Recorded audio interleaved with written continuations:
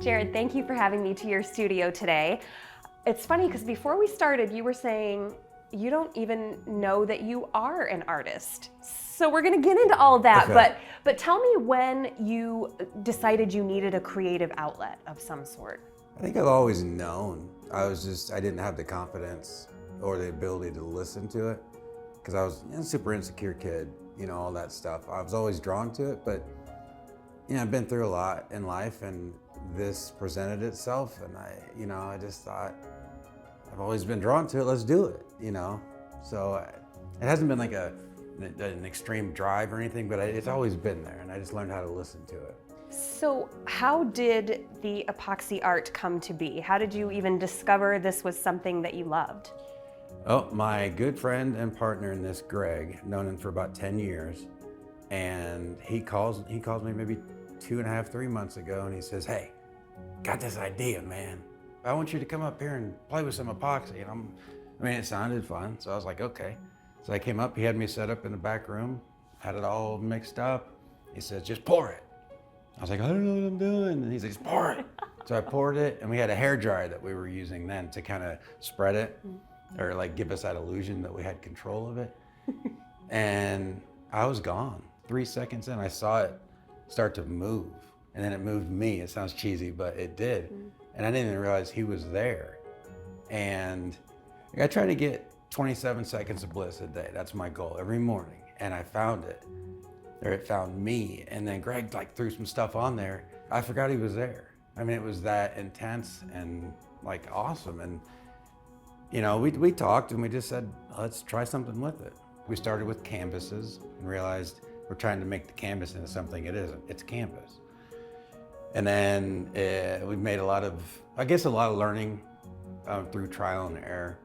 And then I think once I got over that, or both of us got over that initial, oh my gosh, it turned into okay, let's get dialed in. Let's cut out the things that aren't working for us, and focus on our strengths, which is great because his are different than mine. And then, we kind of got dialed in preparation and work and our other halves don't really call it studying. They say you're on YouTube again, but it really is. And then we just kind of got dialed in a little bit and we still have ways to go. We always want to learn and get, better, I guess is a word. So tell me about the process. I think it's fascinating that you study using YouTube because really you can learn anything on YouTube. When people say, "Hey, how do I do it?" Go to YouTube, dude. Yeah. So how do you do it? There's a A and a B. Okay. There's the epoxy and then there's the hardener. Warm the epoxy. You have to warm it to 75, 80 degrees, something like that. And then pour the hardener and the epoxy together. Stir, stir, stir, and then we separate it into cups sometimes. And then we put the colors in those. And then we have some of the better stuff, like Stone Cold epoxy or something, we have 30 minutes to work with. Some of the other stuff, we don't have quite as much. And it's trial and error with that too. I've had some where I'm ran out of time, and that's in my home office. So you're dumping the colors. I see that you have brushes. Are you using brushes to manipulate? Yeah, and that's the cool thing is that your traditional paintbrush, we don't use those because the bristles can come out. We use the foam, or I do. I use the foam to kind of give it some direction and manipulation, like you said. And you can do anything with that. I drag it sometimes, I'll swirl it sometimes.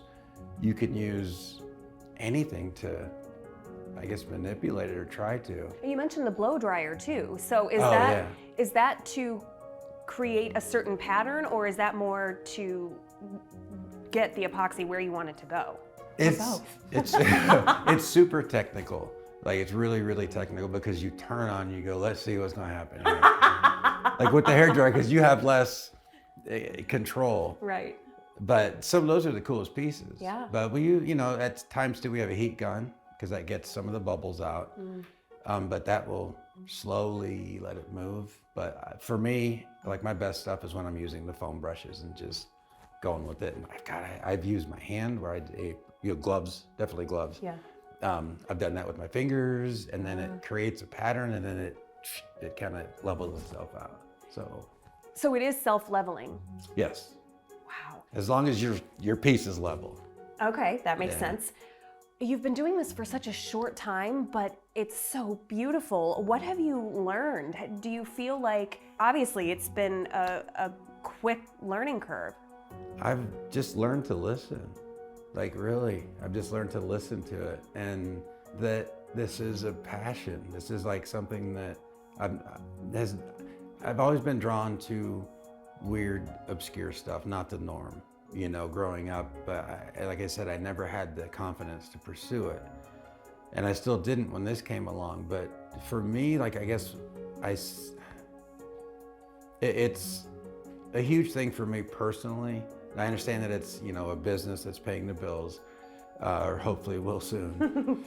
But I don't know, it's just taught me about life. I see so much in the stuff that comes out, you know, and I know it's a gift, and I know that I guess it's on rent right now, you know, and I'm super thankful for it. And I don't know, I guess it's taught me a lot. How long do we have, you know? When you start a piece, do you have an outcome in mind, or do you just sort of let it take you where it wants to go? No, I usually have a pretty good idea of what I'm going for, especially if it's custom for somebody else. We get a lot of feedback on colors and things like that. So those are the things that we can control. But I don't have like a clear vision of how it's going to look, because if I did, it would look like junk, you know, which I've done plenty of those. But I don't know, I have an idea, like I know how this works with this, or this works with this, or, you know, the frames, you know, with the pictures, and I know how that works now. And I still have a lot to learn, but I'd say the most clear idea I have, or clear-cut idea I have, is with the pictures, with the frame pictures, because it's structured for you, Right. and it tells you exactly where to go. Now, table, it's a clean canvas, and I'm kind of like, I don't know, let's see how this turns out. See what we can do, you know? I'm assuming it depends on the size, but how long, start to finish, does a piece generally take? Define start. I mean, picking up coffee tables or tables, I mean, there's time in that, Right. all that. But when we get it in here, take the table apart, treat it. I would say something big like that, maybe 6 to 8 hours total, but it's in breaks. When you pour the epoxy, especially the heavier stuff, or the heavier pours, it's got to cure for 72 hours before you can really do anything with it. That's why the colors are in it when we pour it, and we maintain, or like pull the bubbles out with the heat. And then we, like on a bigger piece, we have to babysit it for 45 minutes, you know, to make sure that it's level. And there's times where all the bubbles don't come out, and so you just have to kind of resand and touch up as you go. You mentioned that you'll sand down a piece, and sometimes you want the integrity of the wood to come through. So is that just a matter of how thick you pour Yes. the epoxy? That's the intensity of the color and the thickness of the epoxy. Okay. Because on the frames, like, people love the wooden look, and I mean, they're beautiful by themselves. Right. So I like to keep it a little more thin so people can kind of see the grain and not use as vivid of colors. Does that make sense? Absolutely. Do you ever hit creative blocks? Do you get to a point where you just don't have a vision for what you want to do next? Yep, and it's always when my ego kicks in. And it's always when I try to control, which is the ego. And that's when I've done some of the worst pieces. I remember one specifically, I was so tired. And I'm like, we gotta crank this out, which I don't want to ever be a crank. I don't want to be like a manufacturing machine, you know? I'm going so hard, going so fast. I'm tired. I'm like, you know what? You gotta get it, because that's what you do. You just get up and go, right? So I get up here and I mix some stuff, and I wasn't paying attention. And the epoxy I used 2 different types, and they were different temperatures.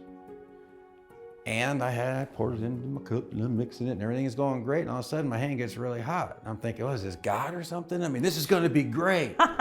Well, the thing was exploding in my hand. And so I run out the back door, and you know, I cuss a few hundred times, and I threw it out there. And I'm like, you know, I take my glove off and I come back in, and the other glass is exploding as well.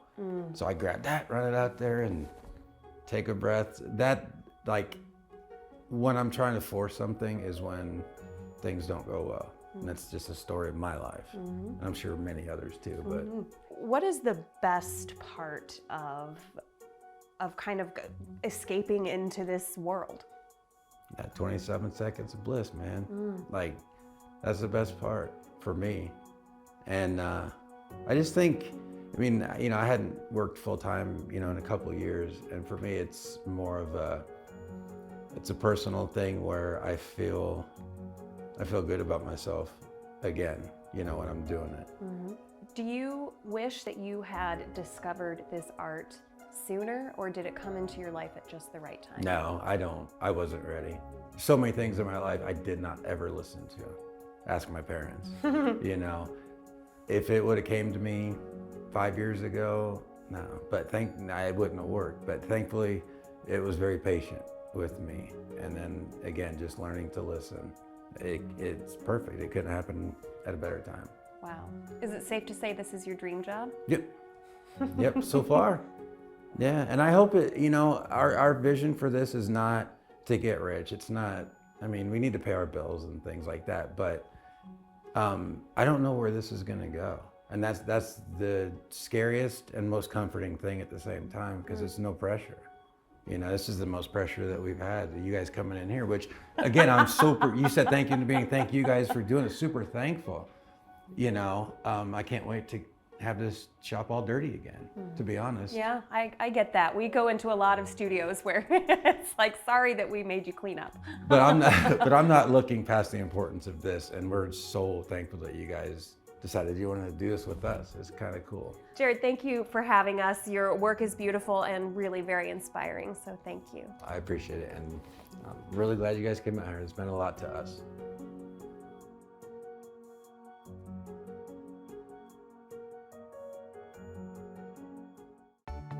Arts in Focus on PBS Fort Wayne is funded in part by